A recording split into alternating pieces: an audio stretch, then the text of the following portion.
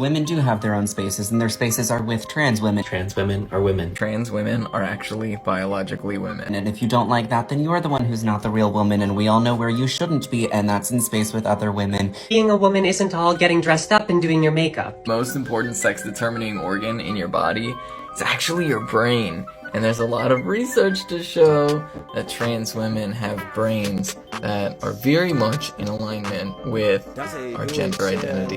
You're out here thinking that trans women are making a mockery of you when it's the exact opposite. You are pretending that you are a woman when the only people here who know that for sure are the ones who have put in the work to understand themselves. The trans women. This is the realm that we live in.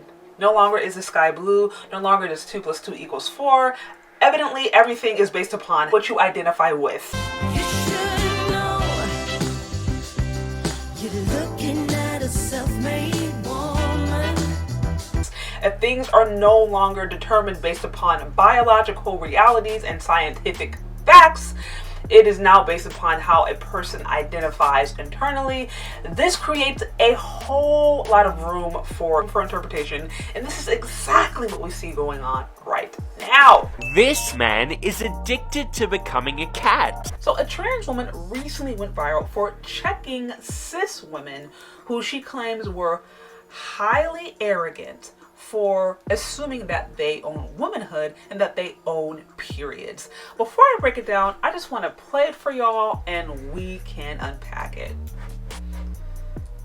This is what I mean when the transphobia just comes out.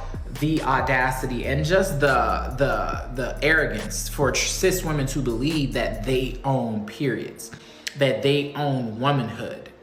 You don't, okay? You don't own periods. Okay, I'm not even finished with the video yet, and my first thought is, why are you arguing over menstruation? Trust me, women who actually go through that will actively tell you that it is nothing worth envying. It is nothing worth arguing about. Like, that is definitely something you want to keep behind closed doors over there. The fact to me that this is something that is up for debate is literally insane to me. It's like, why would you even want to own this? Like, you should be happy you don't have to deal with this on a monthly basis. Like, trust me, you don't want this. Trust me, it is nothing to envy.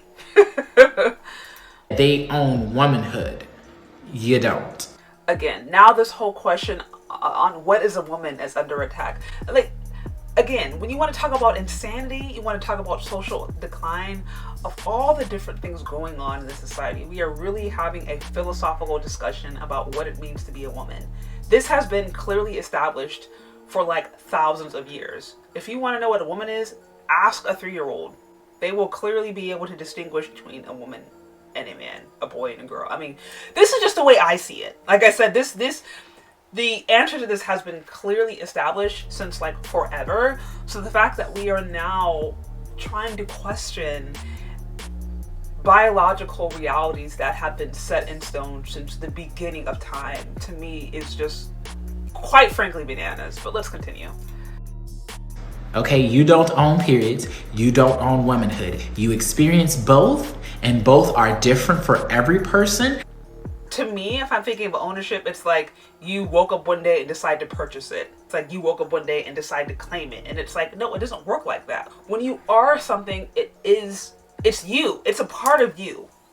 It is an essence of you. Like, you can't help it.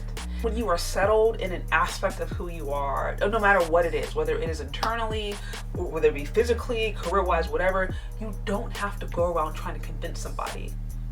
So the fact that we're having these conversations, again, speaks to the insecurity that exists around this entire topic. But as a cis woman, it doesn't belong to you, so you can't gatekeep it. Like, hello? Honestly, this conversation made a lot of women upset, a lot of cis women upset, a lot of biological women upset who do actually deal with menstruation and understand that that is very much a thing. And you trying to gaslight them and gaslight their experience made them feel incredibly insulting.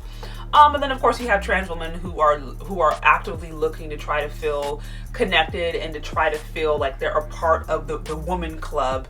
And there is that tension. And truthfully, I don't know if I see it going anywhere. I think anytime there is insecurity and there is instability already around the topic of femininity, which has long existed in the West. Post-feminism, femininity has been very much under attack. The idea of femininity has been changing and evolving, and I think the fact that topic has already been very tense, and then now you add the gender dynamic, it just creates a lot of room for confusion. And so truthfully, you're obviously going to see cis women who are very much in support of trans, and you're also going to see cis women who do not like trans, and you're going to see that butting of heads, and you're going to see that tension. I don't know that I see it going anywhere. My opinion is that I'm not going to sit here and try to argue with somebody over whether or not they're more of a woman or I'm more of a woman, or they have a particular period although they weren't born a woman or not. Like that, to me, that is just completely a waste of time. It's like I'm secure enough in my femininity, so I don't really need to do that. These questions, though, really go back to, I think, the bigger purpose of identity. Who am I? What makes me who I am? And what are those attributes? And truly, ultimately, if you look to the most recent trend, you're going to be confused. These trends are going to keep on changing. Things are going to get more crazy. Today, people identify as another gender. Give it a couple of years, a couple of decades, they're going to start identifying with dogs. Give it a couple of more years, they're going to start marrying animals. Like I said, this culture is devolving to the point to where if you try to find your identity in these trends, if you try to find your identity in what is latest, you are going to be confused and you're going to be crazy. And so really, when it comes to the question of identity, being a feminine woman, being a masculine man, that is something that can only be established by the creator. This society is going crazy, and if you don't have that guidance, if you don't have that spiritual guidance, and if you don't have ultimately that truth that comes from the Most High, from the one who created you, then these kinds of things will just make you feel overwhelmed. Anytime people are disconnected from basic truths to the point where we can't even acknowledge biological facts, it's like you already know the direction things are going. So again, the only one that can really give you that solid identity of who are you, what is masculine and feminine, that is the Most High, that is the creator. That truth, that clarity, and the power to walk in that identity can only come from God through relationship with Jesus Christ. These situations to me continue to reinforce the importance of having that foundation. Like I said, all of these trends, all of these moral challenges, all of these philosophical questions will literally confuse you. And quite frankly, I think they're meant to. I think they're meant to confuse people. I think they're meant to divide people. I think they're meant to get people in their feelings, so that they can take their eyes off of what really matters. Anyways, those are my thoughts. What do you think? Do you agree? If you disagree, let me know. Leave your questions, comments, concerns in the comment section below. Thank you so much for listening if you've gotten this far, and we'll talk later. Bye.